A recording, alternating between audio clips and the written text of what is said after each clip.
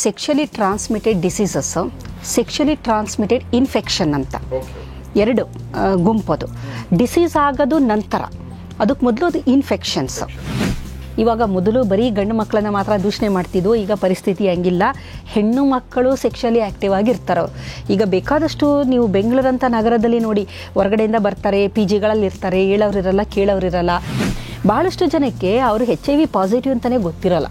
ಮದುವೆನೂ ಆಗ್ಬಿಟ್ಟಿರ್ತಾರೆ, ಅದು ಹೆಂಡ್ತಿಗೂ ಇದಾಗಿರುತ್ತೆ, ಆಕೆ ಪ್ರೆಗ್ನೆಂಟ್ ಆಗಿ ಅವಳಿಗೂ ಗೊತ್ತಿಲ್ಲದೆ ಮಗುಗೂ ಆ ಥರ ವರ್ಟಿಕಲ್ ಟ್ರಾನ್ಸ್ಮಿಷನ್ ಅಂತ ಕರಿತೀವಿ. ಆಮೇಲೆ ಹೆಪಟೈಟಿಸ್ ಬಿ ಮತ್ತು ಹೆಪಟೈಟಿಸ್ ಸಿ, HIV, ಆಮೇಲೆ ಜೆನೈಟಲ್ ವಾರ್ಡ್ಸು, ಹರ್ಪಿಸು, ಇದೆಲ್ಲ ಬರೋಂಥದ್ದು ನಮ್ಮ ಆಹಾರದಿಂದಲ್ಲ, ನೀರಿನಿಂದಲ್ಲ, ಗಾಳಿಯಿಂದಲ್ಲ. ಇದು ಲೈಂಗಿಕತೆಗೆ ಒಳಪಟ್ಟಾಗ ಮಾತ್ರ ಬರೋಂಥದ್ದು. ಓರಲ್ ಸೆಕ್ಸು ಅಥವಾ ಏನಲ್ ಸೆಕ್ಸು ಅಥವಾ ವೆಜೈನಲ್, ಇದು ಮೂರು ಅದು ಒಂದು ರೂಟ್ ಅಂತ ನಾವು ಹೇಳ್ಬೋದು. ಹೆಪಟೈಟಿಸ್ ಪೀಡಿತರಾಗ್ಬೋದು, ಹರ್ಪಿಸ್ ಪೀಡಿತರಾಗ್ಬೋದು. ಕೇಳಿದ್ರೆ ಅಳ್ತಾರವರು. ಒಂದು ಯಾವುದೋ ಒಂದು ಮೂಮೆಂಟು, ವೀಕ್ ಮೂಮೆಂಟಲ್ಲಿ ನಾನು ತಪ್ಪು ಮಾಡಿದೆ, ನಾನು ಅದು ಮಾಡದೇ ಹೋಗಿದ್ದಿದ್ರೆ ನಾನು ಚೆನ್ನಾಗಿರ್ತಿದ್ದೆ, ನನ್ನ ಕುಟುಂಬ ಚೆನ್ನಾಗಿರ್ತಿತ್ತು.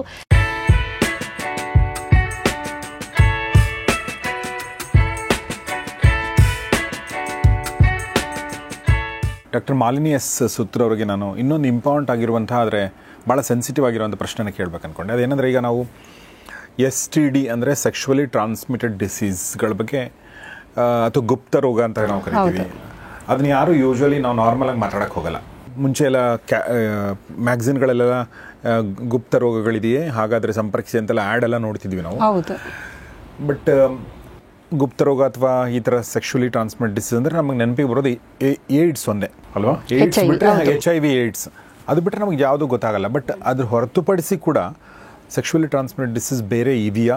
ಇದ್ದರೆ ಅವು ಯಾವ ಪ್ರಮಾಣದಲ್ಲಿ, ಅಂದರೆ ಅದ್ರ ಗಂಭೀರತೆ ಏನು, ಒಬ್ಬ ವ್ಯಕ್ತಿಗೆ ಯಾಕೆ ಬರುತ್ತೆ, ಅದ್ರ ಬಗ್ಗೆ ಹೇಳ್ಬೋದಾ ಮೇಡಮ್? ಸರ್, ಈಗ ನೀವು ಗುಪ್ತಾಂಗ ರೋಗಗಳು ಅಂತ ಹೇಳಿದ್ರಿ, ಸೆಕ್ಷುವಲಿ ಟ್ರಾನ್ಸ್ಮಿಟೆಡ್ ಡಿಸೀಸಸ್ ಅಂತ. ಅದರಲ್ಲಿ ಬರೀ ಏಡ್ಸ್ ಮಾತ್ರ ಅಲ್ಲ, ಬೇಕಾದಷ್ಟು ಥರ ಇದೆ. ಅದರಲ್ಲಿ ಎರಡು ಗುಂಪಿದೆ, sexually transmitted diseases, sexually transmitted infection ಅಂತ ಎರಡು ಗುಂಪದು. ಡಿಸೀಸ್ ಆಗೋದು ನಂತರ, ಅದಕ್ಕೆ ಮೊದಲು ಅದು ಇನ್ಫೆಕ್ಷನ್ಸ್. ಎಲ್ಲ ಥರದ್ದೂ ಸುಮಾರು ಕ್ಯಾಟಗರಿ ಇದೆ. ಮೊದಲು ಇನ್ಫೆಕ್ಷನ್ ಆಗುತ್ತೆ, ಅದು ಬ್ಯಾಕ್ಟೀರಿಯಲ್ ಇನ್ಫೆಕ್ಷನ್ ಆಗ್ಬೋದು, ವೈರಸ್ಸಿಂದ ಬರೋ ಅಂಥದ್ದಾಗ್ಬೋದು, ಪ್ರೋಟೋಸೋವದಿಂದ ಬರೋ ಅಂಥದ್ದಾಗ್ಬೋದು, ಆಮೇಲೆ ಈಸ್ಟಿಂದ ಆಗ್ಬೋದು, ಫಂಗಸ್ಸಿಂದ ಆಗ್ಬೋದು. ಅಂದರೆ ಎಲ್ಲ ಮೈಕ್ರೋ ಆರ್ಗ್ಯಾನಿಸಮ್ಸ್ ಅಂತ ನಾವು ಏನು ಕೇಳ್ತೀವಿ, ಸೂಕ್ಷ್ಮಾಣುಜೀವಿಗಳು, ಇದರಿಂದ ಬರುವಂತಹ ಕಾಯಿಲೆಗಳಿವು. ಇದು ಫಸ್ಟ್ ಇನ್ಫೆಕ್ಷನ್ನು. ಒಬ್ಬ ವ್ಯಕ್ತಿಯಿಂದ ಇನ್ನೊಬ್ಬ ವ್ಯಕ್ತಿಗೆ ಅದು ಇನ್ಫೆಕ್ಟ್ ಆಗುತ್ತೆ, ಸೋಂಕಾಗುತ್ತೆ, ಸೋಂಕಿತರು ಅಂತ ಅಂತೀವಿ. ನಂತರ ಕಾಯಿಲೆಯಾಗಿ ಪರಿವರ್ತನೆ ಹೊಂದೋದಕ್ಕೆ ಸ್ವಲ್ಪ ಸಮಯ ಬೇಕಾಗುತ್ತೆ, ಅದು ಇನ್ಕ್ಯುಬೇಷನ್ ಟೈಮ್ ಅಂತ. ಕೆಲವೊಂದು ಸೆಕ್ಷುವಲಿ ಟ್ರಾನ್ಸ್ಮಿಟೆಡ್ ಡಿಸೀಸಸ್ಗೆ ಅದು ಒಂದು ನಿಗದಿತ ಸಮಯ ಇರುತ್ತೆ, HIV ಬೇರೆ ಇರುತ್ತೆ. ಇದರಲ್ಲಿ ಕೆಟಗರಿ ನಾನು ಯಾವ ಥರ ಅಂತಂದರೆ, ಕಾಮನ್ಲಿ ನಮ್ಮ ಸಮಾಜದಲ್ಲಿ ನಾವು ನೋಡಬಹುದಾದಂತಹ ಈ ಗುಪ್ತಾಂಗ ರೋಗಗಳಲ್ಲಿ ಬ್ಯಾಕ್ಟೀರಿಯಾದಿಂದ ಬರೋ ಅಂಥದ್ದು, ಅದರಲ್ಲಿ ಮುಖ್ಯವಾಗಿ ಗೊನೇರಿಯಾ ಅಂತ ಇದೆ, ಸಿಫಿಲಿಸು, ಕ್ಲಮೈಡಿಯಾ, ಈ ಥರದ್ದು ಸುಮಾರು ಇವನ್ನೆಲ್ಲ ನಾವು ಕ್ಯಾಂಕ್ರಾಯ್ಡ್ ಅಂತ ಇನ್ನೊಂದಿದೆ.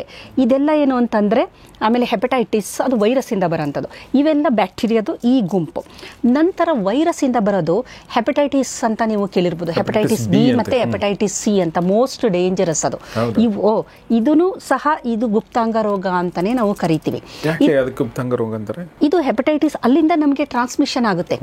ನಿಮಗೆ ಸೆಮನಿಂದ ಆಗುತ್ತೆ, ಬ್ಲಡ್ಡಿಂದ ಆಗುತ್ತೆ, ವೆಜೈನಲ್ ಸ್ಮಿಯರಿಂದ ಆಗುತ್ತೆ, ಬ್ರೆಸ್ಟ್ ಮಿಲ್ಕಿಂದ ಆಗುತ್ತೆ. ಹಾಗಾಗಿ ಅಲ್ಲಿಂದ ಸೋಂಕು ಹರಡೋದ್ರಿಂದ, ಅಂದರೆ ಲೈಂಗಿಕತೆಗೆ ಒಳಪಟ್ಟಾಗ ಈ ಸೋಂಕು ಒಬ್ಬ ವ್ಯಕ್ತಿಯಿಂದ ಇನ್ನೊಬ್ಬ ವ್ಯಕ್ತಿಗೆ ಬರೋದನ್ನ ನಾವು ಲೈಂಗಿಕ ರೋಗಗಳು ಅಥವಾ ಕಾಯಿಲೆ ಅಂತಂತೀವಿ. ಅವನ್ನೇ ಗುಪ್ತಾಂಗ ಅಂತಂದರೆ ಅದು ಗುಪ್ತವಾಗಿರೋ ಅಂಥದ್ದು, ಅದನ್ನು ಒಂದು ಮುಚ್ಚಿಟ್ಟಿರೋ ಅಂಥದ್ದು ಆಗಿರೋದ್ರಿಂದ ಅದನ್ನು ಜನಸಾಮಾನ್ಯರ ಭಾಷೆಯಲ್ಲಿ ಗುಪ್ತಾಂಗ ರೋಗ ಅಂತೀವಿ. ಅದರ್ವೈಸ್ ಸೆಕ್ಷುವಲಿ ಟ್ರಾನ್ಸ್ಮಿಟೆಡ್ ಅಂದರೆ ಲೈಂಗಿಕತೆಗೆ ಸಂಬಂಧಿಸಿದಂಥದ್ದು. ಇದು ನೀರಿಂದ ಆಗಲಿ, ಗಾಳಿಯಿಂದ ಆಗಲಿ, ಊಟದಿಂದ ಬರೋ ಅಂಥದ್ದಲ್ಲ. ಇದು ಯಾವ ವ್ಯಕ್ತಿ ಲೈಂಗಿಕತೆಗೆ ಒಳಪಡ್ತಾನೆ ಅಂಥ ಸಂದರ್ಭದಲ್ಲಿ ಬರೋಂಥ ಕಾಯಿಲೆಗಳು. ಇನ್ನು ವೈರಸ್ಸಿಂದ ಬರೋದು ನಿಮಗೆ ಗೊತ್ತಿರೋದು HIV ವೈರಸ್ಸಿಂದ ಬರೋ ಅಂಥದ್ದು. ಅದೇ ಥರ ಹರ್ಪಿಸ್ ಅಂತ ಒಂದು ಇದೆ, ಹರ್ಪಿಸ್ ಸಿಂಪ್ಲೆಕ್ಸ್ ವೈರಸ್ ಅಂತ ಇದೆ. ಹರ್ಪಿಸ್ ಸಿಂಪ್ಲೆಕ್ಸ್ ವೈರಸ್ 1 ಮತ್ತು 2 ಅಂತ ಎರಡು ಕೆಟಗರಿ ಇದೆ ಅದು. ಆಮೇಲೆ ಜೆನೈಟಲ್ ವಾರ್ಡ್ಸ್ ಅಂತ ಆಗುತ್ತೆ, ಅದು ನಮಗೆ ಪೆಪಿಲೋಮಾ ವೈರಸ್ಸಿಂದ ಬರೋಂಥದ್ದು. ಅಂದರೆ ಅದು HIV ಮೊದಲು ಅದು ಪೆಪಿಲೋಮಾ ವೈರಸ್ಸಿಂದ ಬರೋಂಥದ್ದು ವಾರ್ಡ್ಸ್ ಅಂತ, ಅದು ಒಂಥರ ಗಂಟುಗಳು, ಗುಳ್ಳೆಗಳು ಇವೆಲ್ಲ ಆರಂಭ ಆಗುತ್ತೆ. ಇದು ವೈರಸ್ಸಿಂದ ಬರೋ ಅಂಥದ್ದು. ಆಮೇಲೆ ಹೆಪಟೈಟಿಸ್ ಹೇಳಿದೆ, ಹೆಪಟೈಟಿಸ್ ಬಿ ಮತ್ತು ಹೆಪಟೈಟಿಸ್ ಸಿ, ಇದು ವೈರಸ್ಸಿಂದ ಬರೋ ಅಂಥದ್ದು. ಇದರ ಹೊರತಾಗಿ ಫಂಗಸ್ಸಿಂದನೂ ಬರೋ ಅಂಥ ಕಾಯಿಲೆಗಳು ಸುಮಾರಿದೆ. ತುಂಬ ಕಾಮನ್ ಇದು ಫಂಗಲ್ ಇನ್ಫೆಕ್ಷನ್ ಇದೆಯಲ್ಲ, ನೀವು ಬಟ್ಟೆ ಒದ್ದೆ ಆಗಿರೋದನ್ನ, ಅಂದರೆ ನಾವು ಇನ್ನರ್ ವೇರ್ಗಳು ಸರಿಯಾಗಿ ಅದು ಡ್ರೈ ಆಗದೆ ಇರೋ ಅಂಥದ್ದು, ಅಂಥದ್ದನ್ನು ಏನಾದರೂ ಬಳಸಿದ್ರೆ, ಆಮೇಲೆ ತುಂಬ ಬೆವರ್ತೀವಲ್ಲ ಆ ಗ್ರೋಯಿನ್ ಏರಿಯಾಗಳು, ಅಂಥ ಜಾಗದಲ್ಲಿ ಏನಾಗುತ್ತೆ ಅಂದರೆ ಬೆವರು ಅಲ್ಲೇ ಉಳ್ಕೊಂಬಿಡುತ್ತೆ. ಬೆವರು ಉಳ್ಕೊಂಡಾಗ ಅದನ್ನು ನಾವು ಶುಚಿತ್ವನೇ ಮುಖ್ಯ ಇದರಲ್ಲೆಲ್ಲ. ಎಲ್ಲಿ ಶುಚಿತ್ವ ಇರಲ್ವೋ, ಎಲ್ಲಿ ನೆಗ್ಲಿಜೆನ್ಸಿ ಇರುತ್ತೋ ಅಂಥ ಸಂದರ್ಭದಲ್ಲಿ ಈ ಥರದ ಕಾಯಿಲೆಗಳನ್ನು ನಾವು ನೋಡ್ಬೋದು. ಅದರಲ್ಲೂ ಮುಖ್ಯವಾಗಿ ಫಂಗಲ್ ಇನ್ಫೆಕ್ಷನ್ ಆದರೆ ಅದನ್ನು ಸಿಂಪಲ್, ಅದು ಫಂಗಲ್ ಇನ್ಫೆಕ್ಷನ್ನು ಆದರೆ ಅದನ್ನು ನೀವು ಗುಣಪಡಿಸೋಕ್ಕೆ ನಿಮ್ಗೆ ಒಂದು 6 ತಿಂಗಳು ಬೇಕು. ಅಷ್ಟು ಕಂಟಿನ್ಯೂಸ್ ಟ್ರೀಟ್ಮೆಂಟಲ್ಲೇ ಇರಬೇಕು. ಎಲ್ಲಿ ನೀವು ಸ್ಕಿಪ್ ಮಾಡಿದ್ರೆ ಪುನಃ ಅದು ಎಗ್ರಿವೇಟ್ ಆಗ್ತಾ ಬರುತ್ತೆ. ಹಾಗಾಗಿ ಫಂಗಲಿಂದ ಬರೋ ಅಂಥದ್ದು. ಇನ್ನು ಬೇರೆ ಈಗ ಪ್ರೋಟೋಸೋವದಿಂದ ಟ್ರೈಕೋಮೊನಾಸ್ ಅಂತ ಒಂದಿದೆ, ಅದರಿಂದ ಅದು ಪ್ರೋಟೋಸೋವಾ ಸಿಂಗಲ್ ಸೆಲ್, ಅದರಿಂದನೂ ಬರೋ ಅಂತಹ ಈ ಗುಪ್ತಾಂಗ ಅಥವಾ ಲೈಂಗಿಕ ರೋಗಗಳಿದೆ. ಪ್ಯೂಬಿಕ್ ಹೇರ್ ಅಂತ ನೀವು ಕೇಳಿರಬೇಕು. ಅಂತಂದರೆ ಇದು ಶುಚಿತ್ವಕ್ಕೆ. ಈಗ ನಮ್ಮ ಜನನೇಂದ್ರಿಯಗಳ ಸುತ್ತ ಕೂದಲಿರುತ್ತೆ, ಆ ಕೂದಲನ್ನು ನಾವು ಶುಚಿ ಮಾಡ್ಕೋಬೇಕು, ಅದನ್ನು ತೆಗಿಬೇಕು. ಅದು ಯಾವಾಗ ಹಾಗೆ ಬಿಟ್ಕೊಂತಾರೆ ಅಲ್ಲಿ ಹೇನುಗಳು ಸೇರ್ಕೊಳ್ಳುತ್ತೆ, ಅಲ್ಲೇ ಮೊಟ್ಟೆ ಹಾಕುತ್ತೆ, ಮರಿ ಹಾಕುತ್ತೆ, ಅದು ಜಾಸ್ತಿ ಆಗುತ್ತೆ. ಇದು ಇರುತ್ತೆ. ಅದು ಇದು ಗುಪ್ತಾಂಗ ಅಂದರೆ ನೀವು ಗೊತ್ತಿರಲ್ಲ ಯಾರಿಗೂ, ಮೇಲ್ ಮಾತ್ರ ಚೆನ್ನಾಗಿ ಕಾಣ್ತಾ ಇರ್ತಾರೆ, ಒಳಗಡೆ ಅವರ ಜನನೇಂದ್ರಿಯಗಳಲ್ಲಿ ಈ ರೀತಿಯ ನಾನಾ ರೀತಿಯ ತೊಂದರೆಗಳನ್ನು ನಾವು ನೋಡ್ಬೋದು. ಈಸ್ಟ್ ಇನ್ಫೆಕ್ಷನ್ ಅಂತಲೂ ಆಗುತ್ತೆ ಹೆಂಗಸರಿಗೆ. ಅದನ್ನೇ ಬಿಳಿ ಸೆರಗು ಅಂತೆಲ್ಲ ಹೇಳ್ತಾರೆ ನೋಡಿ. ಬಿಳಿ ಸೆರಗು ಹೋಗ್ತಾ ಇದೆ ಅಂತಂದರೆ ಯಾವಾಗ ಹೆಣ್ಣು ಮಕ್ಕಳಿಗೆ ವೈಟ್ ಡಿಸ್ಚಾರ್ಜ್ ಆಗುತ್ತೆ, ಅದನ್ನು ಬಿಳಿ ಸೆರಗು ಅಂತಾರೆ. ಅದಾಗುತ್ತೆ. ಇನ್ಫೆಕ್ಷನು ಡೆಫಿನೆಟ್ ಆಗಿ ಇನ್ಫೆಕ್ಷನ್ ಇದೆ, ಈಸ್ಟ್ ಇನ್ಫೆಕ್ಷನ್ ಇದೆ ಅನ್ನೋದು ಅದು ಸೂಚಕ. ಅದು ಹಾಗಾಗಿ ಇದನ್ನೆಲ್ಲ ಒಟ್ಟಾಗಿ ಸೇರಿ ನಾವು ಇದನ್ನು ಲೈಂಗಿಕ ರೋಗಗಳು ಅಂತ ಕರಿತೀವಿ. ಕಾರಣ ಏನಂತಂದರೆ ಈ ಎಲ್ಲ ಏನು ಹೇಳಿದೆ ನಾನು, ಗೊನೇರಿಯಾ ಆಗ್ಬೋದು, ಕ್ಲಮೈಡಿಯಾ, ಸಿಫಿಲಿಸ್ಸು, ಆಮೇಲೆ ಹೆಪಟೈಟಿಸ್ ಬಿ ಮತ್ತು ಹೆಪಟೈಟಿಸ್ ಸಿ, HIV, ಆಮೇಲೆ ಜೆನೈಟಲ್ ವಾರ್ಡ್ಸು, ಹರ್ಪಿಸು, ಇದೆಲ್ಲ ಬರೋಂಥದ್ದು ನಮ್ಮ ಆಹಾರದಿಂದಲ್ಲ, ನೀರಿನಿಂದಲ್ಲ, ಗಾಳಿಯಿಂದಲ್ಲ. ಇದು ಲೈಂಗಿಕತೆಗೆ ಒಳಪಟ್ಟಾಗ ಮಾತ್ರ ಬರೋ ಅಂಥದ್ದು. ಯಾವುದರಿಂದ ಅಂತಂದರೆ ಬ್ಲಡ್ಡಿಂದ ಬರುತ್ತೆ. ಬ್ಲಡ್ ಟ್ರಾನ್ಸ್ಫ್ಯೂಷನ್ ಆದಾಗಲೂ ಬರೋ ಅಂಥದ್ದು. ಒಬ್ಬ ವ್ಯಕ್ತಿ, ಸೋಂಕಿತ ವ್ಯಕ್ತಿಯ ರಕ್ತವನ್ನು ಆರೋಗ್ಯವಂತ ವ್ಯಕ್ತಿ ಪಡೆದುಕೊಂಡಾಗ ಬರೋಂಥ ಸಾಧ್ಯತೆ. HIV ಗೊತ್ತು ಎಲ್ಲರಿಗೂ ನಿಮಗೆ, ಅದು ಬ್ಲಡ್ ಟ್ರಾನ್ಸ್ಫ್ಯೂಷನ್ ಅಂತ ಬರುತ್ತೆ. ಮತ್ತು ಒಬ್ಬ ವ್ಯಕ್ತಿ ಬಳಸಿದ ಸಿರಿಂಜ್ಗಳು, ಸೂಜಿಗಳು, ಇನ್ನೊಬ್ಬ ವ್ಯಕ್ತಿ ಸೋಂಕಿತ ವ್ಯಕ್ತಿ ಬಳಸಿದ ಸೂಜಿಗಳಿಂದ ಇದು ಎಲ್ಲದಕ್ಕೂ ಅನ್ವಯ ಆಗುತ್ತಿದ್ದು. ಈಗ ಅದರಲ್ಲಿ ಮುಖ್ಯವಾಗಿ ವೈರಲ್ ಇನ್ಫೆಕ್ಷನ್ಗಳಿಗೆ ತುಂಬ ಸುಲಭವಾಗಿ ಇದು ಈ ಸೋಂಕಿತ ವ್ಯಕ್ತಿಯ ರಕ್ತದಿಂದ ಆಗ್ಬೋದು, ಅವನು ಬಳಸಿದ ಸೂಜಿಗಳಿಂದ ಆಗ್ಬೋದು. ಇದು ಮುಖ್ಯವಾಗಿ ಡ್ರಗ್ ಅಡಿಕ್ಟ್ಸ್ಗಳಿರ್ತಾರಲ್ಲ, ಮಾದಕ ವ್ಯಸನಿಗಳು, ಅವರಲ್ಲಿ ಒಬ್ರಿಗಿದ್ರೆ ಸಾಕು. ಏಕೆಂದರೆ ಅವ್ರು ಏನು ಮಾಡ್ತಾರೆ ಅಂದರೆ ಆ ಒಂದು ಭ್ರಮೆಲಿ ಒಂಥರ ಅವರು ಹ್ಯಾಲಿಸಿನೇಷನಲ್ಲಿ ಇರ್ತಾರೆ, ಅವರು ಅರಿವಿರಲ್ಲ ಅವ್ರಿಗೆ. ಸೊ ಒಬ್ಬರ ಯಾರು ಡ್ರಗ್ ತಗೊಂಡಿರ್ತಾರೆ ಅದೇ ಸಿರಿಂಜ್ ತಗೊಂಡು ಇನ್ನೊಬ್ಬ ಚುಚ್ಕೊಂತಾನೆ. ಸೊ ತುಂಬ ಕಾಮನ್ ಡ್ರಗ್ ಅಡಿಕ್ಟ್ಸಲ್ಲಿ HIV ಪಾಸಿಟಿವ್ ಇರ್ತಾರೆ, ಏಡ್ಸ್ ತುಂಬ ಕಮ್ಮಿ ಇರುತ್ತೆ. ಪಾಸಿಟಿವ್ ಬೇರೆ, ಏಡ್ಸ್ ಬೇರೆ, HIV ಬೇರೆ. ಏಡ್ಸ್ ಅಂದರೆ ಅದು ನಂತರದ ದಿನದಲ್ಲಿ ಅಕ್ವೈರ್ಡ್ ಇಮ್ಯೂನ್ ಡಿಫಿಷಿಯನ್ಸಿ ಸಿಂಡ್ರೋಮ್ ಆಗೋದು ನಂತರ. ಆ ಇನ್ಕ್ಯುಬೇಷನ್ ಪೀರಿಯಡ್ ಇದೆಯಲ್ಲ ತುಂಬ ಲೆಂತಿ. ಕೆಲವರಿಗೆ 10 ವರ್ಷ ಆಗ್ಬೋದು, ಕೆಲವರಿಗೆ 10 ತಿಂಗಳಾಗ್ಬೋದು. Depends upon their immunity. ಭಾಳಷ್ಟು ಜನಕ್ಕೆ ಅವರು HIV ಪಾಸಿಟಿವ್ ಅಂತಲೇ ಗೊತ್ತಿರಲ್ಲ. ಮದುವೆನೂ ಆಗ್ಬಿಟ್ಟಿರ್ತಾರೆ, ಅದು ಹೆಂಡ್ತಿಗೂ ಇದಾಗಿರುತ್ತೆ, ಆಕೆ ಪ್ರೆಗ್ನೆಂಟ್ ಆಗಿ ಅವಳಿಗೂ ಗೊತ್ತಿಲ್ಲದೆ ಮಗುಗೂ ಆ ಥರ ವರ್ಟಿಕಲ್ ಟ್ರಾನ್ಸ್ಮಿಷನ್ ಅಂತ ಕರಿತೀವಿ, ಅದೆಲ್ಲ ಆಗೋಗಿರುತ್ತೆ. ಏಕೆಂದರೆ ಇನ್ಕ್ಯುಬೇಷನ್ ಪೀರಿಯಡ್ ಇರುತ್ತಲ್ಲ, ಅದು ಕೆಲವರಿಗೆ ವೇರಿ ಆಗ್ತಾ ಬರುತ್ತೆ. ಅವರ ಇಮ್ಯುನಿಟಿ ಮೇಲೆ, ಅವ್ರ ಜಿನೋಮ್ ಇದ್ರ ಮೇಲೆ ಭಾಳಷ್ಟು ವೇರಿಯೇಷನ್ ಇರುತ್ತೆ. ಕೆಲವರಿಗೆ ತುಂಬ ವರ್ಷ ಆದರೂ ಇನ್ಫೆಕ್ಟೆಡ್ ಆಗಿದ್ರೂ ಕಾಯಿಲೆ ಇರಲ್ಲ, ಆರಾಮಾಗಿ ಇರ್ತಾರೆ. ಕೆಲವರಿಗೆ ಇನ್ಫೆಕ್ಟ್ ಆಗಿ ಒಂದು 10 ತಿಂಗಳು, 1 ವರ್ಷಕ್ಕೆ ಅವರಿಗೆ ಏಡ್ಸ್ ಆಗಿ ಅವರು ಮರಣವನ್ನು ಅಪ್ಪುವಂಥ ಸಾಧ್ಯತೆಗಳು ಇರುತ್ತೆ. ಹಾಗಾಗಿ ಇದು ಮುಖ್ಯವಾಗಿ ಬರೋಂಥದ್ದು ಬ್ಲಡ್ ಟ್ರಾನ್ಸ್ಫ್ಯೂಷನಿಂದ. ಇದರ ಜೊತೆ ಅದು ನಾನು ನೀಡಲ್ಸ್ಗಳು ಏನು ಹೇಳಿದೆ, ಅದು ಒಬ್ಬ ಸೋಂಕಿತ ವ್ಯಕ್ತಿ ಬಳಸಿದ ನೀಡಲು ಇನ್ನೊಬ್ಬರು ಬಳಸೋದ್ರಿಂದ. ಇದರ ಜೊತೆಗೆ ಇದನ್ನು ಹೊರತಾಗಿ ನಾವು ನೋಡಿದ್ರೆ ತಾಯಿಯಿಂದನೂ ಬರುತ್ತೆ. ಸೋಂಕಿತ ತಾಯಿಯಿಂದ ಗರ್ಭಾವಸ್ಥೆಯಲ್ಲಿ ಮಗುವಿಗೂ ಬರೋಂಥದ್ದು. ಇದರ ಹೊರತಾಗಿ ಸಂಪೂರ್ಣವಾಗಿ ಲೈಂಗಿಕ ಕ್ರಿಯೆಗೆ ಒಳಪಟ್ಟಾಗ ಬರೋಂಥದ್ದು. ಅದು ಸೆಮನಿಂದ ಆಗ್ಬೋದು, ವೆಜೈನಲ್ ಸ್ಮಿಯರಿಂದ ಆಗ್ಬೋದು. ಆಮೇಲೆ ಅಸ್ವಾಭಾವಿಕ ಲೈಂಗಿಕತೆ ಬಹಳಷ್ಟು ಯುವಕರು, ಏಕೆಂತಂದರೆ ಇದ್ರ ಬಗ್ಗೆ ಅರಿವು ಇರಲ್ಲ ಸಾಮಾನ್ಯ, ಅದೇ ಪ್ರಾಬ್ಲಮ್ ಆಗೋದು. ಲೈಂಗಿಕತೆ ಅಂದರೆ ನಿಜವಾದ ಲೈಂಗಿಕತೆ ಏನು, ಆಮೇಲೆ ಅದು ಒಂದು ಆರೋಗ್ಯಕರವಾದ ಲೈಂಗಿಕತೆ ಏನು ಅನ್ನೋದು ತುಂಬ ಜನಕ್ಕೆ ಗೊತ್ತಿರಲ್ಲ. ಎಲ್ಲ ಏನು ಮಾಡ್ತಾರೆ ಅಂದರೆ, ಒಂದು ನಮಗೆ ಅರಿವಿಲ್ಲ ಅಂದಾಗ ಯಾವುದೋ ಒಂದಷ್ಟು ಪುಸ್ತಕಗಳು, ಈಗ ಪುಸ್ತಕಗಳು ಇಲ್ಲ ಬಿಡಿ, ಪುಸ್ತಕಗಳೆಲ್ಲರೂ ಒಂದು ಒಳ್ಳೆ ಮಾಹಿತಿ ಇರುತ್ತೆ. ಯಾವುದೋ ಒಂದು ವಿಡಿಯೋಗಳನ್ನು ನೋಡ್ತಾರೆ, ಅಲ್ಲಿ ಏನೋ ಒಂದು ಇರುತ್ತೆ, ಎಲ್ಲ ಹೈಪು ಎಕ್ಸಾಜರೇಟ್ ಮಾಡಿರೋ ಅಂಥದ್ದು. ಅದನ್ನು ನೋಡಿದಾಗ ಓ ಇದೇನೇ ಅದು ಅಂತ ಅನ್ಕೊಂತಾರೆ. ಸೊ ಅಂಥ ಅಸ್ವಾಭಾವಿಕ ಲೈಂಗಿಕತೆಗೆ ಒಳಪಟ್ಟಾಗ ಏನಾಗುತ್ತೆ ಅಂತಂದರೆ ಗಂಟ್ಲಲ್ಲೂ ಅವ್ರಿಗೆ ಅದು ಇನ್ಫೆಕ್ಷನ್ಸ್ಗಳಾಗುತ್ತೆ, ಓರಲ್ ಇನ್ಫೆಕ್ಷನ್ ಆಗುತ್ತೆ. ಓರಲ್ ಸೆಕ್ಸು ಅಥವಾ ಏನಲ್ ಸೆಕ್ಸು ಅಥವಾ ವೆಜೈನಲ್, ಇದು ಮೂರು ಅದು ಒಂದು ರೂಟ್ ಅಂತ ನಾವು ಹೇಳ್ಬೋದು. ಹಾಗಾಗಿ ಈ ಸಂಪೂರ್ಣವಾಗಿ ಎಲ್ಲ ಇಡೀ ಗುಂಪನ್ನು ನಾವು ಲೈಂಗಿಕ ರೋಗಗಳು ಅಥವಾ ಗುಪ್ತಾಂಗ ಅಂದರೆ ಅದು ಒಂದು ಸಮಾಜಕ್ಕೆ ಗೊತ್ತಾಗಲ್ವಲ್ಲ, ಅದಕ್ಕೆ ಗುಪ್ತಾಂಗ ರೋಗ ಅಂತ ಅಂತೀವಿ. ಸಮಾಜದಲ್ಲಿ ಇದನ್ನು ನಾವು ನೋಡಿದಾಗ ಇದರ ಬಗ್ಗೆ ಜನಕ್ಕೆ ಅರಿವೇ ಇಲ್ಲ. ನೋಬಡಿ ಒಂಥರ ಅದ್ರ ಬಗ್ಗೆ ಒಂದು ತಿಳುವಳಿಕೆ ಅನ್ನೋದು ಮುಖ್ಯವಾಗಿ ಇದು ಬೇಕಾಗಿರೋ ಅಂಥದ್ದು ಯುವ ಜನತೆಗೆ. ಒಂದು ಅಡಲಸೆಂಟಿಗೆ ಬರ್ತಾರೆ ನೋಡಿ ಮಕ್ಕಳುಗಳು, ಆವಾಗನೇ ಆ ಹೆಣ್ಣು ಮಕ್ಕಳಲ್ಲಿ ಪೀರಿಯಡ್ಸ್ ಎಲ್ಲ ಶುರು ಆಗೋದು, ಋತುಚಕ್ರ ಆರಂಭ ಆಗೋದು, ಮತ್ತು ಹುಡುಗರಲ್ಲಿ ಸೆವೆನ್ ಸೆಕ್ರೇಷನ್ನು ಇದೆಲ್ಲ ಆಗೋದು ಒಂದು ಅವರು ಹದಿಹರೆಯಕ್ಕೆ ಬಂದಾಗ. ಮಕ್ಕಳು ಅಲ್ಲಿಗೆ ಬರೋ ಅಷ್ಟೊತ್ತಿಗಾಗಲೇ ತಂದೆ ತಾಯಿಗಳು ಅವರಿಗೆ ಅದರ ಬಗ್ಗೆ ಅರಿವನ್ನು ಕೊಡಬೇಕು.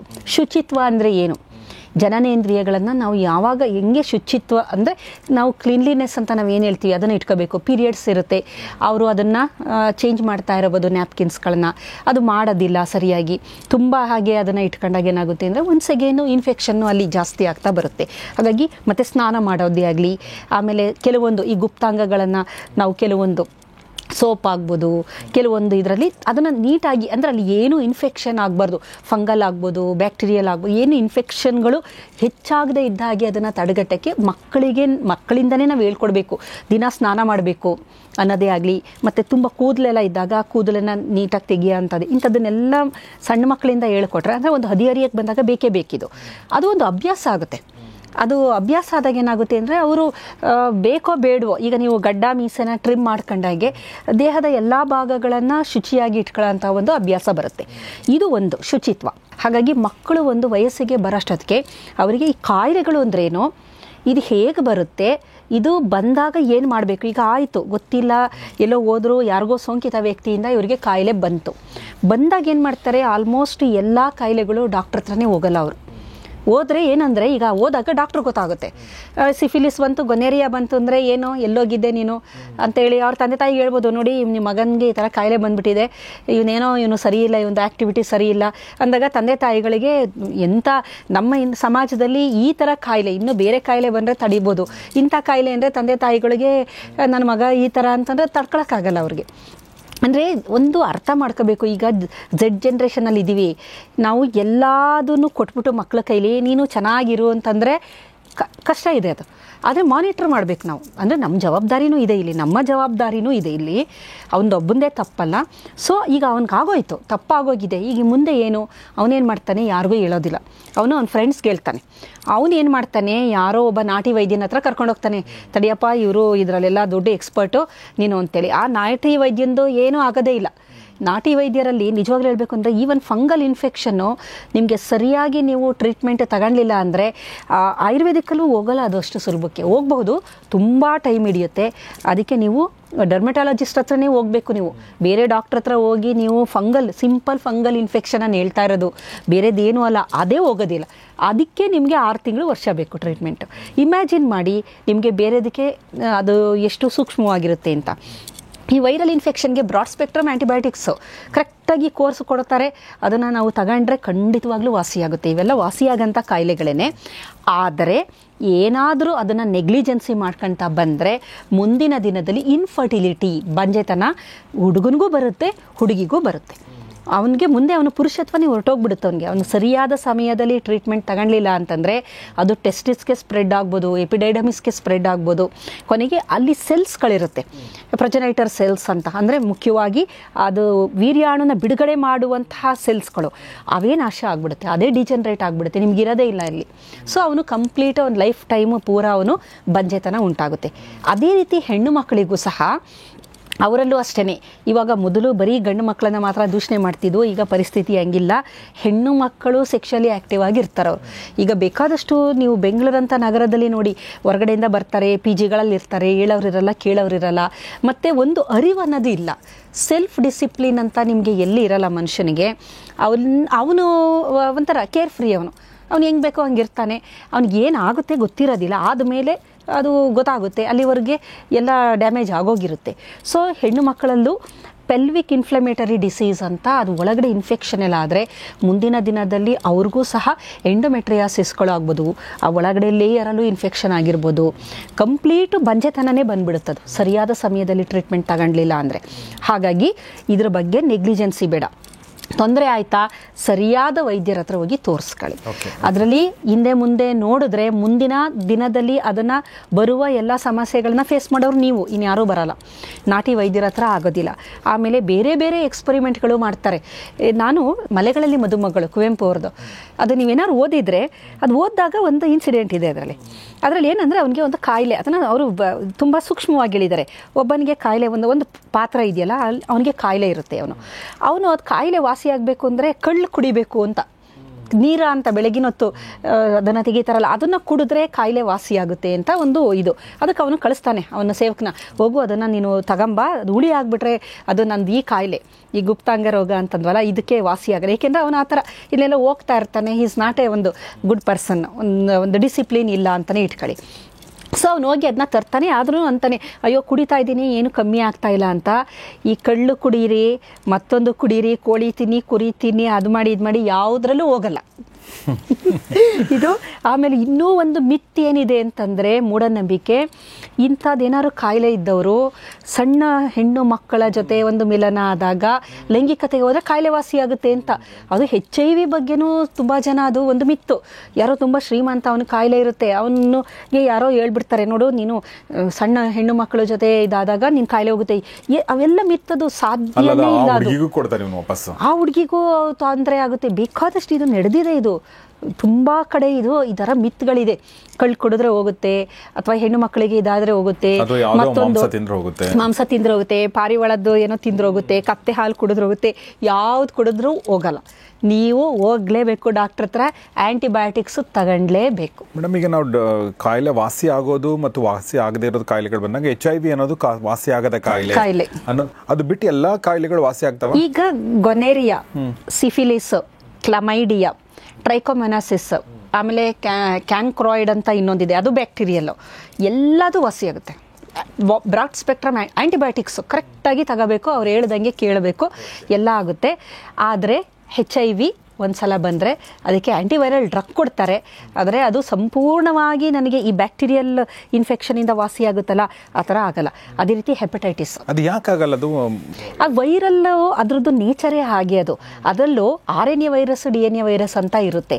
ಬ್ಯಾಕ್ಟೀರಿಯಾ ನಾವು ಆ್ಯಂಟಿಬಯೋಟಿಕ್ಸ್ಗಳಿರುತ್ತೆ, ಕೊಟ್ಬಿಟ್ಟು ಸುಲಭವಾಗಿ ವಾಸಿ ಮಾಡಿಬಿಡ್ಬೋದು.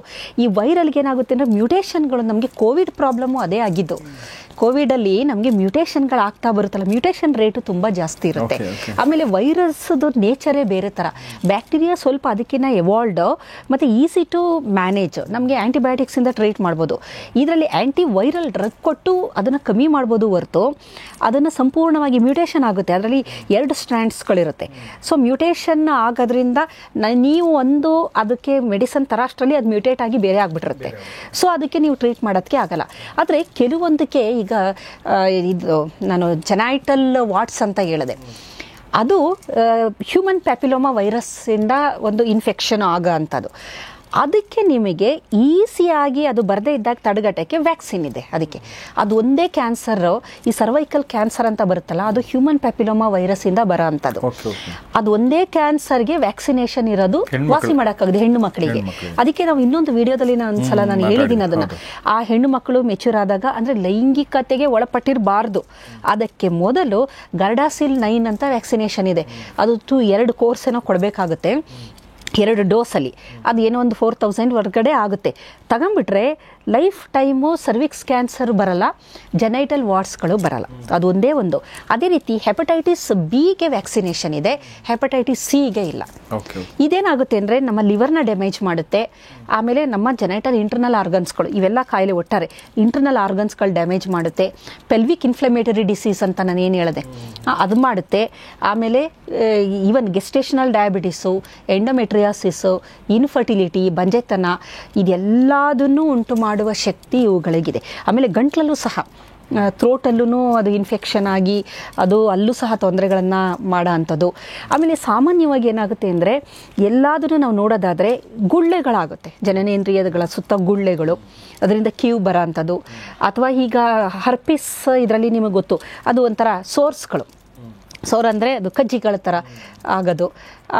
ಹರ್ಪಿಸ್ದು ಸುಮಾರು ಎಲ್ಲರಿಗೂ ಗೊತ್ತಿದೆ ನೋಡಿ, ಹರ್ಪಿಸ್ ಆಗಿದೆ ಅಂತೆಲ್ಲ ಹೇಳ್ತಾರಲ್ಲ, ಅದು ಜೆನೈಟಲ್ ಹರ್ಪಿಸ್ಗಳೆಲ್ಲ ಆಯಿತು ಅಂದರೆ ತುಂಬ ಭಯಾನಕವಾಗಿರುತ್ತೆ.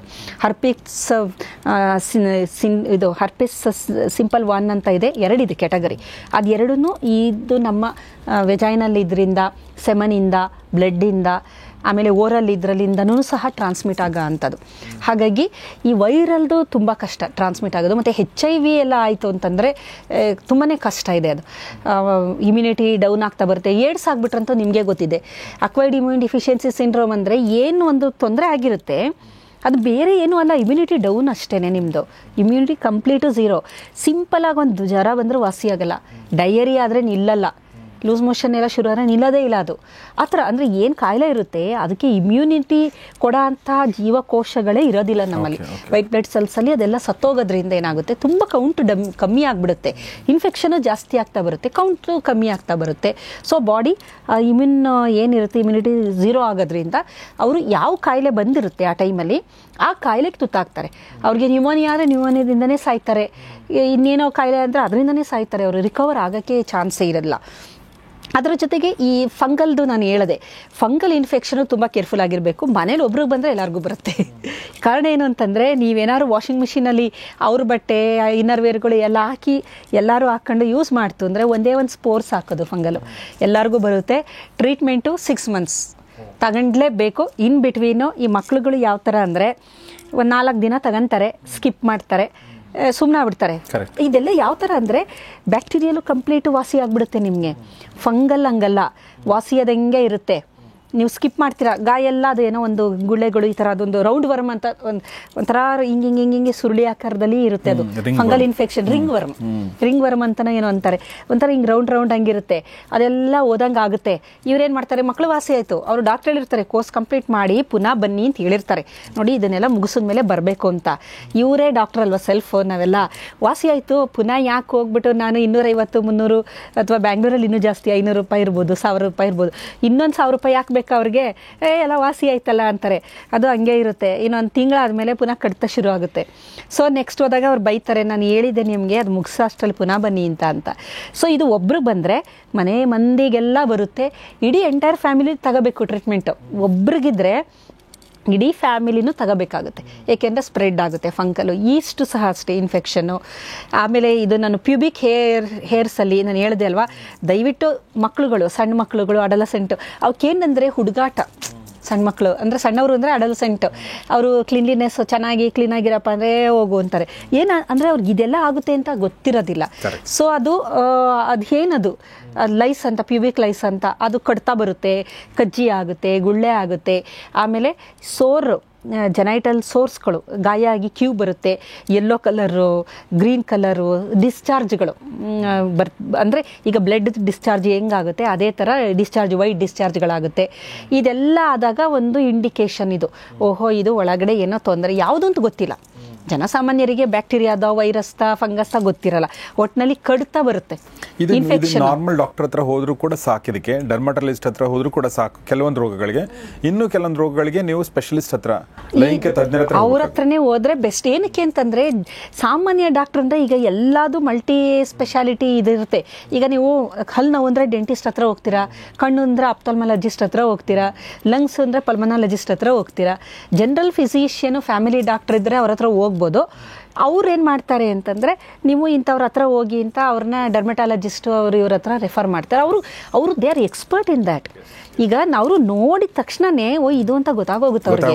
ಇಲ್ಲ ಅಂದರೆ ಇವರು ಅಂದಾಜು ಒಂದು ಡಯಾಗ್ನೋಸ್ ಮಾಡೋದು ಮಾಡ್ತಾರೆ, ಇಲ್ಲ ಅಂತ ನಾನು ಹೇಳ್ತಾ ಇಲ್ಲ.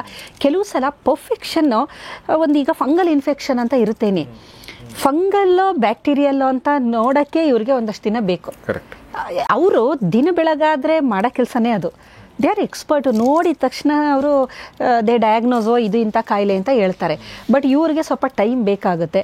ಅದ್ರ ಬದಲು ಯಾರು ಎಕ್ಸ್ಪರ್ಟ್ ಇರ್ತಾರೆ ಅವ್ರ ಹತ್ರ ಹೋಗಿ ಟ್ರೀಟ್ಮೆಂಟ್ ತಗೊಳ್ಳೋದು ಭಾಳ ಒಳ್ಳೆಯದು. ನಮ್ಮ ಸೊಸೈಟಿನಲ್ಲಿ ಇನ್ನೂ ಕೂಡ ಈ ಬಗ್ಗೆ ಅಂದರೆ ಸೆಕ್ಷುವಲ್ ವಿಚಾರಗಳ ಬಗ್ಗೆ ಮಾತಾಡೋದೇ ಒಂಥರ ಮಡಿವಂತಿಕೆ ಇರೋದ್ರಿಂದ, ಬಟ್ ಮಕ್ಕಳ ಜೊತೆಗೆ, ಅಡಲ್ಸೆಂಟ್ ಮಕ್ಕಳ ಜೊತೆಗೆ ಇದ್ರ ಬಗ್ಗೆ ಮಾತಾಡೋದಿರ್ಬೋದು, ಈ ಥರ ವಿಡಿಯೋಗಳನ್ನ ನೋಡೋದಿರ್ಬೋದು, ಅಥವಾ ಅವರಿಗೆ ಶೇರ್ ಮಾಡೋದಿರ್ಬೋದು, ಅದು ನಿಮ್ಗೊಂದು ಒಳ್ಳೆ ಹೆಲ್ಪ್. ಅದು ಅಂದ್ರೆ ಅವ್ರಿಗೆ ಹೆಲ್ಪ್ ಆಗುತ್ತೆ. ಅವರೊಬ್ಬರೇ ಬೇಕಾದ್ರೆ ಕೂತ್ಕೊಂಡು ನೋಡಲಿ, ಬಟ್ ಒಂದು ಅವೇರ್ನೆಸ್ ಅಂತೂ ಕ್ರಿಯೇಟ್ ಆಗುತ್ತೆ. ಆ ದೃಷ್ಟಿಯಿಂದ ಮೇಡಮ್ ಹೇಳಿರುವಂಥ ಈ ವಿಚಾರಗಳನ್ನ ತಲುಪಿಸಬೇಕು ಅಂತಂದ್ರೆ ದಯವಿಟ್ಟು ನಿಮ್ಮೆಲ್ಲ ಸ್ನೇಹಿತರೊಂದಿಗೆ ಇದನ್ನು ಶೇರ್ ಮಾಡಿ. ಯಾರ್ಯಾರಿಗೆ ಅಂದರೆ ಲೈಂಗಿಕ ರೋಗಗಳಿಗೆ ತುತ್ತಾಗಬೇಡಿ ಅಂತ ಒಂದು ನಾವು ಇದಕ್ಕೆ ಥಂಬ್ನೇಲ್ ಕೊಟ್ಟಿರ್ತೀವಿ. ಯಾರು ಅಡಲ್ಸೆಂಟ್ ಇದ್ದಾರೆ, ಯಾರು ಹೆಂಗಿದ್ದಾರೆ, ಎಲ್ರಿಗೂ ಅದ್ರ ಬಗ್ಗೆ ಕುತೂಹಲ ಇದ್ದೇ ಇರುತ್ತೆ. ಅವ್ರು ಖಂಡಿತ ನೋಡ್ತಾರೆ, ನೋಡಲೇಬೇಕು. ಕಾರಣ ಏನು ಅಂತಂದರೆ ಒಂದು ಇದೇ ಇದೆಯಲ್ಲ ನೋಡಿ ನಮ್ಮ ಸಂಸ್ಕೃತದಲ್ಲಿ, ಕಾಮಾತುರಾಣಂ ನಯಂ ಅಭಯಂ ನ ಲಜ್ಜಂ ಅಂತ. ಆ ಒಂದು ಕಂಡೀಷನಲ್ಲಿ ಒಂದು ಭಯನೂ ಇರಲ್ಲ, ಲಜ್ಜೆನೂ ಇರಲ್ಲ. ಇತ್ತೀಚೆಗೆ ಏನಾಗಿದೆ ಅಂದರೆ, ಮೊದಲು ಲೈಂಗಿಕತೆ ಅನ್ನೋದು ಒಂದು 4 ಗೋಡೆಗಳ ಮಧ್ಯ ಇರೋಂಥ ವಿಚಾರ ಆಗಿತ್ತು. ಮತ್ತು ಪ್ರತಿಯೊಬ್ಬರಿಗೂ ಒಂದು ಡಿಸಿಪ್ಲಿನ್ ಇತ್ತು. ಒಂದು ಮದುವೆ ಆಗೋವರೆಗೂ ಲೈಂಗಿಕತೆಗೆ ಯಾರೂ ಹೋಗ್ತಾ ಇರಲಿಲ್ಲ. ಒಂದು ಡಿಸಿಪ್ಲಿನ್, ಭಯನೂ ಇತ್ತು. ಒಂದು ಸಮಾಜದ ಭಯ ಇತ್ತು, ತಂದೆ ತಾಯಿಗಳ ಭಯ ಇತ್ತು, ಎಲ್ಲ ಇತ್ತು. ಇವಾಗ ಸಂಪೂರ್ಣವಾಗಿ ಅದು ಒಂದು ಬೇರೆ ಥರ ಆಗಿದೆ. ಕಾರಣ ಅಂತಂದರೆ ಸೋಷಿಯಲ್ ಮೀಡಿಯಾ. ನಿಮ್ಮಲ್ಲಿ ಮೊಬೈಲ್ ಇದೆ, ಎಲ್ಲದು ನಿಮಗೆ ಬೇಡದ ಎಲ್ಲ ಕಸಗಳೆಲ್ಲ ಅದರಲ್ಲಿ ಸಿಕ್ಕುತ್ತೆ. ಆಮೇಲೆ ಮನುಷ್ಯನ ಒಂದು ಸ್ವಭಾವ ಏನು ಅಂದರೆ, ಇದು ನೋಡೋದು, ಕೇಳೋದು, ಅದು ಅಂದರೆ ಪಂಚೇಂದ್ರಿಯಗಳು ನಾವು ನೋಡ್ತೀವಲ್ಲ, ವಿಷುವಲ್ಲು, ಆಮೇಲೆ ಕೇಳೋದು, ಆಮೇಲೆ ಟ್ಯಾಕ್ಟೈಲು, ಸ್ಪರ್ಶ, ಇಂಥದ್ರಿಂದಾಗಿ ಏನಾಗುತ್ತೆ ಅಂದರೆ ಅವನ ಒಂದು ಹೈಪೋಥಲಾಮಸ್ ಎಲ್ಲ ಇದೆಯಲ್ಲ, ನಮ್ಮ ಎಂಡೋಕ್ರೈನ್ ಆರ್ಗನ್ಸ್ಗಳು, ಹೈಪೋಥಲಾಮಸ್ ಅಲ್ಲಿ ಒಂದು ಆ್ಯಕ್ಟಿವೇಶನ್ ಶುರು ಆಗುತ್ತೆ. ಅದರಲ್ಲಿ ಕೆಲವೊಂದು ಹಾರ್ಮೋನ್ಸ್ಗಳು ರಿಲೀಸ್ ಆಗುತ್ತೆ. ಅಲ್ಲಿಂದ ಪಿಟ್ಯೂಟರಿ ಸಿಗ್ನಲ್ ಕೊಡುತ್ತೆ. ಪಿಟ್ಯೂಟರಿಯಿಂದ follicular stimulating hormone, luteinising hormone, ಇಂಥ ಹಾರ್ಮೋನ್ಗಳೆಲ್ಲ ಬಿಡುಗಡೆಯಾಗುತ್ತೆ. ನಂತರ ಅದು ನಮ್ಮ ಸೆಕ್ಸ್ ಹಾರ್ಮೋನ್ಸ್ಗಳು, ಫಿಮೇಲಲ್ಲಿ ಎಸ್ಟ್ರೋಜನ್ಸು, ಮೇಲ್ಸಲ್ಲಿ ಆ್ಯಂಡ್ರೋಜನ್ಸ್ಗಳು, ಇದನ್ನು ಬಿಡುಗಡೆ ಮಾಡುತ್ತೆ. ಸೊ ಈ ಹಾರ್ಮೋನ್ಗಳು ಬಿಡುಗಡೆ ಆದಾಗ ಏನಾಗುತ್ತೆ ಅಂದರೆ ಮನುಷ್ಯನಿಗೆ ಅವನಿಗೆ ಗೊತ್ತಿಲ್ಲದಂತೆ ಒಂದು ಉದ್ರೇಕ, ಒಂದು ಇದು ಶುರು ಆಗುತ್ತೆ. ಸೊ ಅದು ಆಗಬಾರ್ದು ಅಂತಂದರೆ ಇದಕ್ಕೆಲ್ಲ ಕಾರಣ ನಾವು ಏನು ನೋಡ್ತೀವಿ, ಏನು ಕೇಳ್ತೀವಿ, ಯಾವುದು ಸ್ಪರ್ಶ, ಅದರಿಂದನೇ ಮುಖ್ಯವಾಗಿ ಆಗೋಂಥದ್ದು. ಅದಕ್ಕೋಸ್ಕರ ಆದಷ್ಟು ಇಂಥದಕ್ಕೆಲ್ಲ ಒಳಪಡಬಾರ್ದು ಅಂತಂದರೆ ನಮ್ಮಲ್ಲಿ ಒಂದು ಸೆಲ್ಫ್ ಡಿಸಿಪ್ಲಿನು ಬೇಕು. ಏನು ನೋಡಬೇಕು, ಏನು ನೋಡಬಾರ್ದು ಗೊತ್ತಿರಬೇಕು, ಏನು ಕೇಳಬೇಕು, ಏನು ಕೇಳಬಾರ್ದು ಗೊತ್ತಿರಬೇಕು. ಆಮೇಲೆ ಸ್ಪರ್ಶನೇ ಆಗಲಿ, ಶೇಕ್ ಹ್ಯಾಂಡ್ ಮಾಡೋದೇ ಬೇರೆ, ಹಗ್ ಮಾಡೋದೇ ಬೇರೆ. ಪರಿಚಯದವರು ಮೊದಲು ನಮಸ್ಕಾರ, ಮೊದಲು ನಾನು ಈಗಲೂ ನಮಸ್ಕಾರನೇ, ತೀರಾ ಯಾರೋ ತುಂಬ ಸಫೆಸ್ಟಿಕೇಟೆಡ್ ಅಂದರೆ ಶೇಕ್ ಹ್ಯಾಂಡ್. ಆದರೆ ಇಂದಿನ ಜನಾಂಗ ಹೆಂಗಿದ್ರೆ ಹುಡುಗಿಯರು ಹಗ್ ಮಾಡಿ, ಅದೇ ಗ್ರೀಟಿಂಗು. ನೀವು ನಮಸ್ಕಾರದ ಬದಲು ಹಗ್ ಮಾಡಿದಾಗ ಏನಾಗುತ್ತೆ, ಸ್ಪರ್ಶ ಅಂತಂದಾಗ ಅಲ್ಲಿ ಏನೋ ಒಂದು ಮನುಷ್ಯನ ಬಾಡಿ ಹೆಂಗೆ ಅಂದರೆ ಎಲ್ಲ ಸಂವೇದನೆಗಳಿಗೆ ಅದು ಪ್ರತಿಕ್ರಿಯೆ ನೀಡುತ್ತೆ. ಏನೋ ಒಂದು ಫೀಲಿಂಗ್ ಬರ್ಬೋದು ಅಲ್ಲಿ. ಆ ಫೀಲಿಂಗು ಜಾಸ್ತಿ ಆಗ್ತಾ ಹೋಗ್ಬೋದು. ಆ ಜಾಸ್ತಿಯಾಗಿ ಅದು ಎಲ್ಲೋ ಒಂದು ಅದನ್ನು ಲಿಮಿಟ್ ಮೀರಿ ಒಂದು ಆ ಬೌಂಡ್ರಿನ ಕ್ರಾಸ್ ಮಾಡ್ಕೊಂಡು ಹೋಗ್ಬೋದು. ಇಲ್ಲಿ ವಿವೇಕ ಅಂತ ಒಂದಿದ್ರೆ ನಮ್ಮ ಎಲ್ಲ ರೀತಿಯ ಆರೋಗ್ಯನೂ ಚೆನ್ನಾಗಿರುತ್ತೆ. ವಿವೇಕ ನಮ್ಗೆ ಯಾವಾಗ ಕೈ ಕೊಡುತ್ತೆ ಆವಾಗ ಸ್ನೇಹಿತರು ಇರ್ತಾರೆ, ಮತ್ತೊಬ್ರು ಇರ್ತಾರೆ, ಅವ್ರನ್ನೇನೋ ಒಂದು ಪ್ರಚೋದನೆ ಮಾಡ್ತಾರೆ. ಬಟ್ ಅದು ಮಾಡಬೇಕಾ ಬೇಡವಾ ಅಂತ ನಾವು ಯೋಚನೆ ಮಾಡಬೇಕು. ಕಾರಣ ಮುಂದಿನ ದಿನದಲ್ಲಿ ನಮಗೆ ಗೊತ್ತಿಲ್ಲ, ಯಾವುದೇ ವ್ಯಕ್ತಿಯಲ್ಲಿ ಏನೂ ಕಾಯಿಲೆ ಇಲ್ಲ ಅಂತ ಗ್ಯಾರಂಟಿ ಕೊಡೋಕ್ಕೆ ಸಾಧ್ಯನೇ ಇಲ್ಲ. ಚೆನ್ನಾಗೇ ಇರ್ತಾರೆ, HIV ಪಾಸಿಟಿವ್ ಆಗಿರ್ಬೋದು, ನೋಡೋಕ್ಕೆ ಚೆನ್ನಾಗೇ ಇರ್ತಾರೆ, ಸಿಫಿಲಿಸ್ ಇರ್ಬೋದು, ಗೊನೇರಿಯಾ ಇರ್ಬೋದು, ಕ್ಲಮೈಡಿಯಾ ಇರ್ಬೋದು, ಫಂಗಲ್, ಇವೆಲ್ಲ ಮೈಕ್ರೋಸ್ಕೋಪಿಕ್ ಲೆವೆಲಲ್ಲಿ ಇರೋ ಅಂಥದ್ದು, ಕಣ್ಣಿಗೆ ಕಾಣೋದಿಲ್ಲ. ಆಮೇಲೆ ಸಿಂಪ್ಟಮ್ಸು ಸ್ವಲ್ಪ ಇರ್ಬೋದು. ಅದು ತಿಳ್ಕೊಳ್ಳೋ ಅಷ್ಟು ನೀವು ತಜ್ಞರಲ್ಲ. ಯಾರೂ ಒಂದು ಗಾಯ ನೋಡಿ ಇದು ಹರ್ಪಿಸು ಅಥವಾ ಇದು ಸಿಫಿಲಿಸು, ಗೊನೇರಿಯಾ ಅಂತ ತಿಳ್ಕೊಳ್ಳೋ ಅಂಥ ಬುದ್ಧಿವಂತರುಗಳು ಯಾರೂ ಇರಲ್ಲ. ಡಾಕ್ಟ್ರುಗಳಿಗೆ ಮಾತ್ರ ಅದು ಗೊತ್ತಾಗುತ್ತೆ. ಹಾಗಾಗಿ ಅಂಥದ್ದು ಏನು ಎಕ್ಸ್ಪರಿಮೆಂಟ್ಗಳು ಮಾಡದೆ ಒಂದು ಹೆಲ್ತಿ ಲೈಫ್ ಸ್ಟೈಲ್ನ ಇಟ್ಕೋಬೇಕು. ಅದಕ್ಕೆ ಹೇಳೋದು, ನಾವು ಸ್ವಲ್ಪ ದೇವಸ್ಥಾನಕ್ಕೆ ಹೋಗೋದೇ ಆಗಲಿ, ಒಂದು ಒಳ್ಳೆ ಕಲ್ಚರು ನಿಮ್ಮಲ್ಲಿ, ನಮ್ಮ ಥಾಟ್ಸ್ ಇದೆಯಲ್ಲ, ನೀನು ಏನು ಥಿಂಕ್ ಮಾಡ್ತೀಯ ಆ್ಯಕ್ಷನ್ ಆಗುತ್ತದೆ. ಈಗ ನನ್ನಲ್ಲಿ ಒಳ್ಳೆ ಆಲೋಚನೆ ಬಂದಾಗ ನಾನು ಅದನ್ನ ಆ್ಯಕ್ಷನ್ ಮಾಡ್ತೀನಿ. Action becomes our habit. ನಾನು ಅದನ್ನೇ ಪ್ರತಿದಿನ ಎದ್ದು ಬೆಳಗ್ಗೆ ಬೇಗ ಹೇಳೋದು, ಆದರೆ ನನ್ನ ಹ್ಯಾಬಿಟ್ ಆಗುತ್ತೆ ಬೆಳಿಗ್ಗೆ ಎದ್ದು ಯೋಗ ಮಾಡೋದು. ಮತ್ತು ಈ ಯೋಗ ಪ್ರಾಣಾಯಾಮ ಇದೆಲ್ಲ ಹೆಂಗೆ ಅಂದರೆ ನಮ್ಮ ಮೆದುಳನ್ನು ಈ ಪ್ರೀ ಫ್ರಂಟಲ್ ಕಾರ್ಟೆಕ್ಸ್ ಆ್ಯಕ್ಟಿವೇಟ್ ಆಗುತ್ತೆ. ಸೊ ಕಂಟ್ರೋಲ್ ಮಾಡಿ ಹೇಳುತ್ತೆ, ನೀನು ಎಲ್ಲೋ ಹೋಗ್ತಾ ಇದೆಯಾ, ನಿನ್ನ ಫ್ರೆಂಡ್ ಮಾತು ಕೇಳಿ ಅದು ಹೇಳುತ್ತೆ, ನೋಡು ತಪ್ಪು ಮಾಡ್ತಾ ಇದೆಯಾ, ಬೇಡ, ದಿಸ್ ಇಸ್ ನಾಟ್ ಗುಡ್, ಇದು ಒಳ್ಳೇದಲ್ಲ, ನಿನಗೂ ಒಳ್ಳೇದಲ್ಲ, ನಿನ್ನ ಫ್ಯಾಮಿಲಿಗೂ ಒಳ್ಳೇದಲ್ಲ, ಇದು ನೀನು ಹೋದರೆ ಮುಂದಿನ ದಿನದಲ್ಲಿ ತೊಂದರೆ ಆಗುತ್ತೆ ಅಂದರೆ ವಾಪಸ್ ಬರ್ತಾನೆ ಅವನು. ಅವನಿಗೆ ಪ್ರೀ ಫ್ರಂಟಲ್ ಕಾರ್ಟೆಕ್ಸ್ ಆ್ಯಕ್ಟಿವೇಟ್ ಮಾಡದೆ ಲಿಂಬಿಕ್ ಡಿಸೈರ್, ಸೆಕ್ಷುವಲ್ ಡಿಸೈರ್ ಇರುತ್ತೆ, ಏನೋ ಒಂದು ಫೀಲಿಂಗ್ ಇರುತ್ತೆ, ಭಾವನೆ ಇರುತ್ತೆ, ಅದು ಇದ್ದಾಗ ಅವನೇನು ಮಾಡ್ತಾನೆ, ಹೋಗ್ತಾನೆ ಬರ್ತಾನೆ. ಭಾಳಷ್ಟು ಜನ HIV ಪೀಡಿತರಾಗ್ಬೋದು, ಹೆಪಟೈಟಿಸ್ ಪೀಡಿತರಾಗ್ಬೋದು, ಹರ್ಪಿಸ್ ಪೀಡಿತರಾಗ್ಬೋದು, ಕೇಳಿದ್ರೆ ಅಳ್ತಾರೆ ಅವರು. ಒಂದು ಯಾವುದೋ ಒಂದು ಮೂಮೆಂಟು, ವೀಕ್ ಮೂಮೆಂಟಲ್ಲಿ ನಾನು ತಪ್ಪು ಮಾಡಿದೆ, ನಾನು ಅದು ಮಾಡದೆ ಹೋಗಿದ್ದಿದ್ರೆ ನಾನು ಚೆನ್ನಾಗಿರ್ತಿದ್ದೆ, ನನ್ನ ಕುಟುಂಬ ಚೆನ್ನಾಗಿರ್ತಿದ್ದು, ಹ್ಯಾಪಿ ಲೈಫ್ ಲೀಡ್ ಮಾಡ್ಬೋದಾಯಿತು, ಅನ್ಯಾಯ ಮಾಡ್ಕೊಂಡೆ ನಾನು ಅಂತಾರೆ. ಆದರೆ ಅಂಥ ಸಂದರ್ಭದಲ್ಲಿ ಅವರ ಬುದ್ಧಿ ಅವ್ರ ಕೈ ಕೊಟ್ಟಿರುತ್ತೆ. ಹಾಗಾಗಿ ಒಳ್ಳೆ ಅಭ್ಯಾಸ, ಒಳ್ಳೆ ಥಾಟ್ಸು, ಒಳ್ಳೆ ಆ್ಯಕ್ಷನ್ನು, ಒಳ್ಳೆ habit, that is your personality. ಜೊತೆಗೆ ಒಳ್ಳೆ ಸಾಂಗತ್ಯ, ಯಾರ ಜೊತೆಗಿರ್ತೀರಾ. ಖಂಡಿತ. ಓಕೆ, ಸೊ ನೀವು ಯಾರ ಜೊತೆಗಿರ್ತೀರಾ ನೀವು ಆ ಥರ ಆಗ್ತೀರಾ ಅಂತ ಒಂದು ಮಾತಿದೆ. ನೀವು ಯಾರ ಜೊತೆಗೆ ಒಂದು 5 ಜನ ಇದ್ದರೆ ಅದರಲ್ಲಿ ಆ್ಯಾವ್ರೇಜ್ ತೆಗೆದ್ರೆ ಆ ಆ್ಯಾವ್ರೇಜ್ ನೀವಾಗಿರ್ತೀರಾ ಅಂತ. ಸೊ ಹೀಗಾಗಿ ಮೇಡಮ್ ಹೇಳಿರೋ ಈ ವಿಡಿಯೋನ ದಯವಿಟ್ಟು ನಿಮ್ಮೆಲ್ಲ ಸ್ನೇಹಿತರೊಂದಿಗೆ ಶೇರ್ ಮಾಡಿ, ವಿಶೇಷವಾಗಿ ಯೂತ್ಸ್ಗೆ ಶೇರ್ ಮಾಡಿ, ತುಂಬ ಹೆಲ್ಪ್ ಆಗುತ್ತೆ. ಇದರ ಜೊತೆಗೆ ಅವರು ಸ್ವಲ್ಪ ಸುರಕ್ಷಿತ ಲೈಂಗಿಕತೆಗೆ ಹೆಚ್ಚಿನ ಆದ್ಯತೆಯನ್ನು ಕೊಡಬೇಕು. ಹೇಳ್ತಾರೆ ಎಲ್ಲರೂ, ಸುರಕ್ಷಿತ ಲೈಂಗಿಕತೆ ಅಂದರೆ ಕೆಲವೊಂದು ವಿಧಾನಗಳನ್ನು ಬಳಸೋದ್ರಿಂದ ಕೆಲವೊಂದು ಸುರಕ್ಷತೆ ಇರುತ್ತೆ. ಅದನ್ನು ಆದಷ್ಟು ಅದ್ರ ಬಗ್ಗೆ ಇದೆಲ್ಲ ಮುಚ್ಚಿಡೋಂಥ ವಿಚಾರ ಅಲ್ಲ, ತಿಳ್ಕೊಳ್ಳೇಬೇಕಾದಂಥ ವಿಚಾರ ಇದು.